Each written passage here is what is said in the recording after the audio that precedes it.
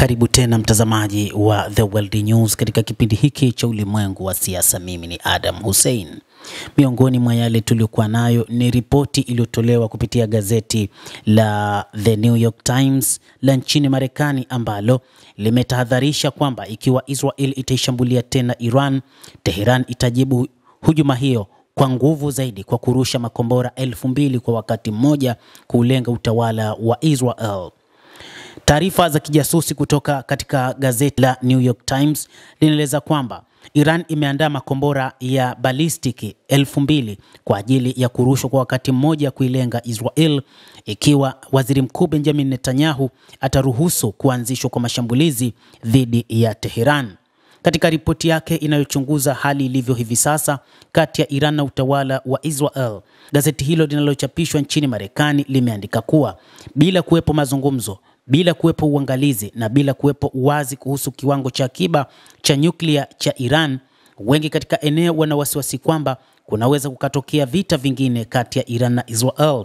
Ni jambo lisiloepukika na kwamba kujiri kwa vita hivyo ni suala la muda tu. Hata hivyo, inahofiwa kwamba rais wa Marekani Donald Trump huenda akaamuru tena Israel kufanya vita kati yake na Iran, na kama alivyoeleza katika siku zilizopita kwamba wakati wa vita vilivyopita vya siku 12 ni yeye Donald Trump, rais wa Marekani, aliyeshikilia namna ya kuishambulia Iran, lakini pia ndiye aliyeamuru juu ya kusitishwa kwa vita hivyo bila masharti yoyote. Shirika hilo la habari la New York Times limeendelea kueleza katika ripoti yake kwamba ingawa rais wa Marekani Donald Trump ametamka mara kadhaa kwamba angeangamiza uwezo wa Iran wa kurutubisha urani, lakini wataalamu na wachambuzi wametilia shaka dai hili. Hata hivyo, baadhi ya wachambuzi katika jeshi la Marekani, hasa upande wa upelelezi, walikuja kugundua baadaye kwamba Marekani kupitia makombora yake ya Buster yaliyorushwa kwa kutumia ndege za B-2 kushambulia vinu vya nyuklia vya Fordo, Natanz na Isfahan havikuweza kuharibu mfumo wa nyuklia wa Iran, lakini pia havikuweza kuharibu zaidi ya kilo 400 za nyuklia za uranium zilizopo katika taifa hilo la Kiajemi. Marekani baadaye ilikuja kuhoji ziko wapi kilo 400 za uranium ikiwa mashambulizi makubwa yamefanyika katika vituo hivyo vya nyuklia.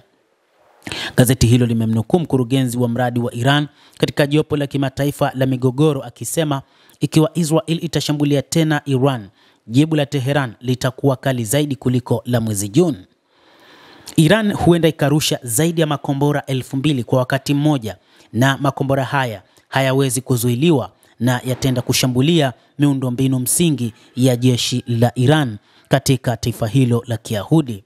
Gazeti la New York Times limeongezea kwa kusema kwamba viongozi wa Iran wamesema viwanda vya makombora vinafanya kazi kutwa kucha na kwamba endapo vita vingine vitatokea, Iran imedhamiria kurusha makombora 2000 kwa mpigo ili kusambaratisha mitambo ya ulinzi ya Israel na si makombora 500 kwa muda wa siku 12 kama ilivyokuwa katika vita vilivyopita. Makombora 2000 kwa mujibu wa wachambuzi wa mambo wanasema yanaweza kuiharibu kabisa Israel, na ni makombora ambayo kimsingi kama Israel haitakuwa na ulinzi imara wa anga, ni wazi Israel itaharibika kama ilivyo ukanda wa Gaza. Hata hivyo, aliwahi kuzungumza pia Ayatollah Al-Khamenei, kiongozi mkuu wa serikali ya mapinduzi ya Kiislamu ya Iran, akisema kwamba sababu ya kufanya mashambulizi makali itakuwepo ikiwa Iran itachokozwa, na Iran haiwezi kuanzisha mashambulizi bila kuchokozwa. Aliwahi kunukuliwa kiongozi huyo wa Iran Ayatollah Al-Khamenei. Lakini pia viongozi mbalimbali wa kijeshi wa ngazi za juu wamesema wako tayari kwa ajili ya kufanya mashambulizi na kulipiza kisasi kwa vita vikubwa zaidi, tofauti na vita vilivyotokea vya siku 12. Katika vita vya siku 12 Iran inadaiwa kurusha makombora 500 tu, lakini sasa wamesema kwamba watarusha makombora zaidi ya 2000 kwa wakati mmoja. Hii itasababisha hali kuwa ngumu ndani ya Iran, na hivyo Marekani pamoja na Israel zinapaswa kukaa na kuangalia ni jinsi gani wataweza kukwepa mishale ya makombora 2000 itakayorushwa na Iran. Endelea kutufuatilia, kazi yetu ni kukujulisha nini kinajiri ulimwenguni kupitia hapa The World News. Mimi ni Adam Hussein, endelea kuwa nasi wakati wote.